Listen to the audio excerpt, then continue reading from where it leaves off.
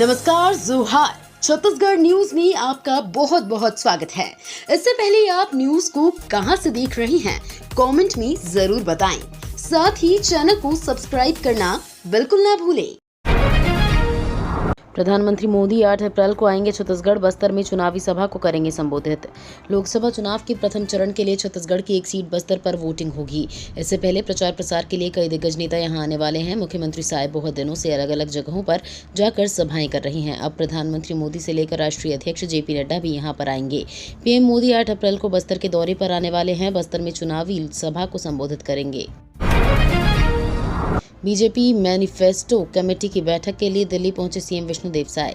छत्तीसगढ़ के मुख्यमंत्री विष्णुदेव साय दिल्ली रवाना हुए। CM विष्णुदेव साय बीजेपी की मैनिफेस्टो कमेटी की बैठक में शामिल होने के लिए दिल्ली पहुंचे। अपने दिल्ली दौरे पर जाने से पहले मुख्यमंत्री विष्णुदेव साय ने कहा कि मैं राष्ट्रीय नेतृत्व का आभार व्यक्त करना चाहता हूं कि उन्होंने मुझे लोकसभा चुनाव घोषणा समिति के जगह दी और आज उसकी पहली बैठक है, इसलिए मैं बैठक के लिए दिल्ली जा रहा हूं। छत्तीसगढ़ में आगे बढ़ी महतारी वंदन योजना की तारीख। इस महीने छत्तीसगढ़ की महतारियों को महतारी वंदन योजना की दूसरी किस्त मिलने वाली है। इसी के मद्देनजर छत्तीसगढ़ योजना की दूसरी किस्त मिलने की तारीख सामने आ गई है। इस बार महिलाओं के खाते में 3 अप्रैल को पैसे आ जाएंगे। महिला और बाल विकास मंत्री लक्ष्मी राजवाड़े ने इसकी जानकारी दी। आगे उन्होंने कहा कि जहां जहां दिक्कत है उसको दिखाकर तत्काल पैसे डाले जाएंगे। छत्तीसगढ़ आएंगी राहुल, प्रियंका और मल्लिकार्जुन खड़गे। लोकसभा चुनाव के पहले और दूसरे चरण की सीटों के लिए छत्तीसगढ़ में कांग्रेस अप्रैल के दूसरे हफ्ते से चुनावी दौरा और सभाओं की शुरुआत करेगी। जल्द ही नेताओं का शेड्यूल जारी किया जाएगा। बता दें कि बस्तर लोकसभा सीट में पहले चरण की वोटिंग 19 अप्रैल को होगी। ऐसे में संभावना है कि चुनावी सभाओं की शुरुआत इसी सीट से होगी। बस्तर में आदिवासी वोट बैंक को साधने के लिए वहां पार्टी के राष्ट्रीय अध्यक्ष मल्लिकार्जुन खड़गे का दौरा रहेगा। न्याय गारंटी योजना के साथ लोकसभा चुनाव में उतरेगी कांग्रेस। मोदी सरकार की विफलता और कांग्रेस की न्याय गारंटी योजना इस चुनाव में कांग्रेस का प्रमुख मुद्दा रहेगा। प्रवक्ताओं की बैठक में दीपक बैज ने कहा कि इस चुनाव में 2 महत्वपूर्ण मुद्दों को लेकर जनता के बीच जाना है। पहली, मोदी सरकार की 10 वर्ष की विफलता, वादा खिलाफी और दूसरी, कांग्रेस ने जनता हर वर्ग के लिए जो 5 गारंटी दी है उनको हर मंच से जनता के बीच उठाना है।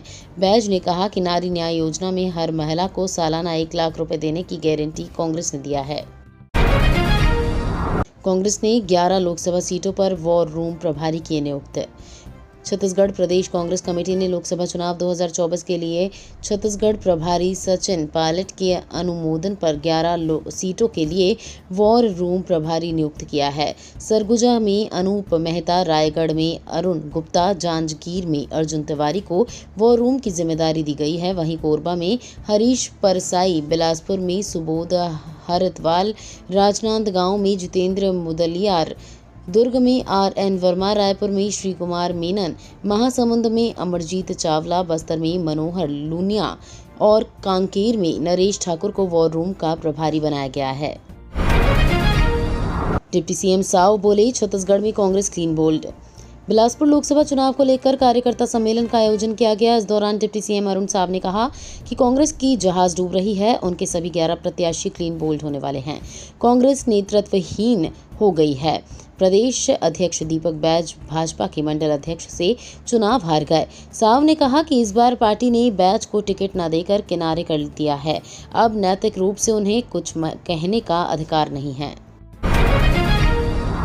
PCC चीफ बैज ने बीजेपी पर लगाया साजिश का आरोप। प्रदेश कांग्रेस अध्यक्ष दीपक बैज ने बीजेपी पर बड़ा हमला बोला है। बैज ने कहा कि 2024 के चुनाव में किया कोई भी वादा मोदी सरकार आज तक पूरा नहीं कर पाई है। बीजेपी जनता से वोट मांगने का नैतिक अधिकार खो चुकी है। बैज ने छत्तीसगढ़ में बीजेपी से ज्यादा सीटें जीतने का दावा किया है। इस दौरान उन्होंने जीत के लिए पार्टी की रणनीति का भी खुलासा किया। पार्टी के कुछ नेताओं के बागवती तेवर पर भी बैज ने बड़ी बात की है। छत्तीसगढ़ से जुड़ी 6 राज्यों की सरहदों पर 20 विभागों की नजर। 15 दिन में 27 करोड़ का सामान व नकदी जब्त। लोकसभा चुनाव के मद्देनजर प्रदेश से लगे राज्यों की सरहदों पर विभागों की नजर जमी हुई है। यहां चेक पोस्ट बनाए गए हैं। आचार संहिता की वजह से बिना दस्तावेज वस्तुओं के परिवहन पर नजर रखने के लिए 20 अलग अलग विभागों की प्रवर्तन की टीमें जमीन से लेकर आसमान पर नजर रख रही है। सरहदों पर सीसीटीवी कैमरे लगाए गए हैं। निर्वाचन कार्यालय के आंकड़ों पर गौर करें तो आचार संहिता के लागू होने की तारीख 16 मार्च से लेकर अब तक प्रदेश भर में नगदी व अन्य सामानों को मिलाकर लगभग 27 करोड़ रुपए की धनराशि व सामान जब्त किए गए हैं। सुकमा में सुरक्षा बलों के साथ मुठभेड़ में मारा गया नक्सली, तलाशी अभियान जारी। छत्तीसगढ़ के सुकमा में सुरक्षा बलों के साथ मुठभेड़ में एक नक्सली को मार गिराया गया है। साथ ही शव को हथियार बरामद कर लिया गया है। तलाशी अभियान अभी भी जारी है। छत्तीसगढ़ में 19 अप्रैल को लोकसभा चुनाव के पहले चरण में बस्तर में वोटिंग होनी है। इससे पहले सुरक्षा बलों ने नक्सलियों के खिलाफ विरोधी अभियान को तेज कर दिया है। लगातार सुकमा के जंगलों में सर्च ऑपरेशन चलाए जा रहे हैं। छत्तीसगढ़ के कई जिलों में बढ़ती गर्मी को देखते हुए स्कूलों की टाइमिंग में हुआ बदलाव। अप्रैल महीना अभी शुरू ही हुआ है और छत्तीसगढ़ में अभी से आसमान से मई जून जैसी आग बरसने लगी है। तापमान में बढ़ोतरी से लोगों का हाल बेहाल हो गया है। सूरज की तपिश के कारण लोग घरों से बाहर निकलने में घबरा रहे हैं। ऐसे में इस गर्मी में स्कूली बच्चों के स्वास्थ्य का ध्यान रखते हुए कोरबा में स्कूलों का समय बदल दिया गया है। इस संबंध में जिला प्रशासन ने आदेश भी जारी कर दिया है। लोकसभा चुनाव में शराबियों को बड़ा झटका। छत्तीसगढ़ में महंगी हो गई शराब। छत्तीसगढ़ में शराब प्रेमियों को बड़ा झटका लगा है। 1 अप्रैल का दिन उनके लिए एक बुरी खबर लेकर आया है। बुरी खबर इसलिए क्योंकि प्रदेश में अब शराब के दाम बढ़ा दिए गए हैं। छत्तीसगढ़ सरकार ने शराब की नई नीति आज से लागू कर दी है। इसके बाद राज्य में पुराने दामों के बजाय नए बढ़े हुए दाम पर शराब की खरीदी की जाएगी। छत्तीसगढ़ सरकार ने प्रदेश में शराब को लेकर 10 रुपए से 40 रुपए तक की बढ़ोतरी की है। केजरीवाल के तिहाड़ जेल जाते ही बीजेपी कांग्रेस में पोस्टर वॉर। दिल्ली के सीएम अरविंद केजरीवाल के तिहाड़ जेल जाने के बाद बीजेपी और कांग्रेस में पोस्टर वॉर शुरू हो गई है। एक्स पर कांग्रेस ने एक पोस्टर शेयर किया है जिसमें पीएम मोदी के साथ बीजेपी और उनके अन्य सहयोगी दलों के नेताओं की तस्वीरें लगाई गईं। कांग्रेस ने पोस्टर में लिखा भ्रष्टाचारियों का स्वागत है। वहीं दिल्ली बीजेपी ने केजरीवाल का पोस्टर शेयर करते हुए लिखा शराब घोटाले के गुनहगार शीश महल टू तिहाड़। असम से महाराष्ट्र तक भ्रष्टाचार की फ्रेंचाइजी बांट रही हैं पीएम।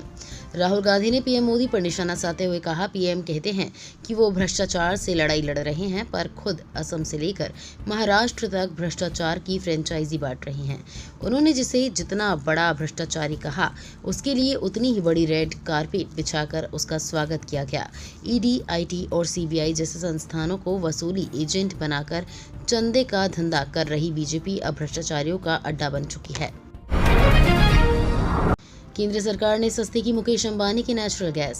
सरकार ने बड़ी राहत देते हुए रिलायंस इंडस्ट्रीज के गहरे समुद्र KG-D6 ब्लॉक जैसे कठिन क्षेत्रों से उत्पादित प्राकृतिक गैस की कीमत में मामूली कटौती की है।